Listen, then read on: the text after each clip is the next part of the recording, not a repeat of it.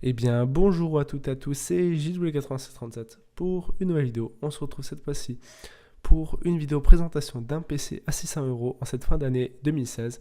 C'est parti. Donc, on est parti tout de suite par le processeur. C'est un AMD FX 6300 en socket AM3+, qui est le socket un petit peu le plus répandu sur les sockets AMD. C'est un processeur en 6 cœurs cadencé à 3,5 GHz avec 8 mégaoctets de cache. Il peut être boosté jusqu'à 4,1 GHz. Sa finesse de gravure est de 32 nanomètres. Il a pour consommation 95 watts. On va parler un petit peu plus sérieusement, vu que c'est un processeur AMD. On sait très bien que les processeurs AMD ont tendance à chauffer un petit peu plus. Donc, on va prendre quelque chose d'un petit peu corsé pour refroidir ce processeur. C'est un Be Quiet Pure Rock. Il fait 660 grammes, ce qui est correct. Compatible avec beaucoup de sockets, donc il peut se retrouver avec beaucoup de processeurs dans les configs à venir. Il peut supporter jusqu'au maximum 130 watts venant du processeur. Il a un ventilateur de 120 mm, sa vitesse de rotation maximale est de 2500 tours par minute et il est très silencieux avec ses 26,8 décibels. On va continuer tout de suite avec sa carte mère qui l'accompagne. C'est une MSI 970 Gaming. C'est un chipset AMD 970. Elle dispose de 4 slots de RAM pour aller jusqu'à 64 Go de DDR3, 2133 MHz max. Elle supporte le SLI ou le Crossfire. Elle a 2 ports PCI Express 2.0 et 2 ports PCI. 6 ports SATA 6 Gb. Un contrôleur Killer E2205. Donc c'est un contrôleur qui va être très bon pour la connexion par Ethernet, donc par câble, pour tout ce qui est jeu. Elle a un codec Realtek ALC 1158. Donc c'est pour la carte son, qui est une très bonne carte son en 7.1. Elle est en format ATX. Elle rend très très bien de ses couleurs rouge MSI, pas très cher, donc parfaite pour notre budget. Pour stocker tout ce qui est photos, vidéos, jeux, musique et tout ce que vous voulez, j'ai choisi le Seagate Barracuda de 1 Tera qui est très très bon pour stocker tout ça. Il est suffisant, c'est la référence un petit peu dans le milieu. Puis là, c'est un très bon disque dur. Pour les barrettes de RAM, j'ai choisi quelque chose de très très simple. Ce sont des HyperX Fury Black en 2x4 Go à 1600 MHz qui rend très bien, c'est du classique pour un socket comme ça, pour du DDR3. C'est très classique. On va passer un petit peu au pilier de ce PC pour un PC gaming évidemment. Ce qui va intéresser en grande partie les gamers, c'est la carte graphique. On va parler aujourd'hui de la MSI GeForce GTX 1050. En l'occurrence, c'est la Gaming X. C'est une très bonne carte graphique pour le gaming, peu cher. C'est la version avant la 1060. C'est une carte PCI Express qui est overclockée.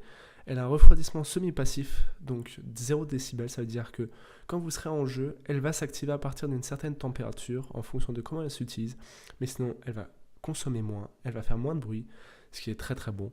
Elle a une architecture du chipset graphique Pascal, qui est le nouveau chipset actuel. Elle est en PCI Express 3.0, donc elle va être utilisée en 2.0 avec cette carte mère.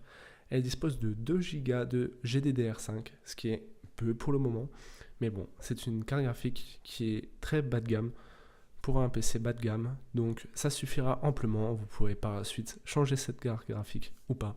Elle peut être overclockée, donc elle est juste en dessous de la 1060. Donc si vous vous intéressez un petit peu à l'overclocking, vous pourrez facilement l'overclocker pour qu'elle ait des fréquences similaires à celles d'une GTX 1060.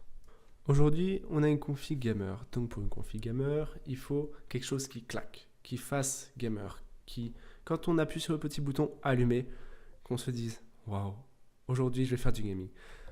Pour ce boîtier, j'ai choisi le Zalman Z3+, qui est un boîtier PC moyenne tour. Les cartes graphiques qui peuvent être à l'intérieur peuvent être jusqu'à 360 mm.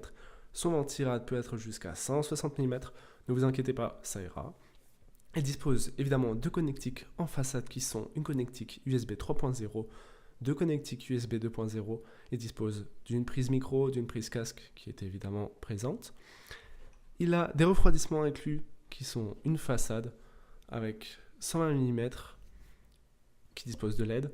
Il a deux ventilateurs qui sont sur le dessus, 220 mm et dispose évidemment d'un ventilateur à l'arrière de 120 mm qui fait très bien son taf. Voilà, le boîtier fait 6 kg sans tout ce qu'il y a à l'intérieur, ce qui est tout à fait correct. Donc on finit cette petite config avec l'alimentation. Aujourd'hui c'est une Corsair VS350, elle est certifiée 80+, c'est une certification qui est très bonne, normale j'ai envie de dire, pour une alimentation comme ça. Ne vous en faites pas, c'est une alimentation qui vient de chez Corsair, on fait confiance, elle est garantie, il n'y a pas de souci avec. Elle dispose de 4 fiches SATA, une fiche PC Express, évidemment elle est en 350 watts, elle est non modulaire pour ce prix-là, et elle dispose d'un ventilateur de 120 mm. C'est une alimentation qui est très bien pour cette config. Si vous voulez overclocker un petit peu votre processeur, votre carte graphique, donc appliquer plus de charge, cette alimentation n'est peut-être pas faite pour ça. Autant prendre une alimentation qui supporte un petit peu plus la charge, qui est plus dans les 400 watts, 450, mais pour cette config, elle est très bien. Voilà, cette vidéo va toucher à sa fin, j'espère que vous aura plu. Si vous avez des remarques à faire, n'hésitez pas dans les commentaires à me suggérer ce que vous aurez mis à la place de tel ou tel composant. Si j'ai fait des erreurs, n'hésitez pas non plus à les mettre dans les commentaires. N'hésitez pas à mettre des idées de config, des composants que vous aimeriez retrouver dans les prochaines configs qui vont venir, par exemple des thèmes, de couleurs, Intel ou AMD, différentes choses comme ça. Si vous avez des sujets de vidéos que vous aimeriez que je traite, n'hésitez pas. Franchement, ça me plairait que vous me proposiez un petit peu des idées pour que ce soit aussi vous qui participiez. J'espère que cette vidéo vous aura plu. Si c'est le cas, n'hésitez pas à lâcher un petit like, à vous abonner et à la prochaine.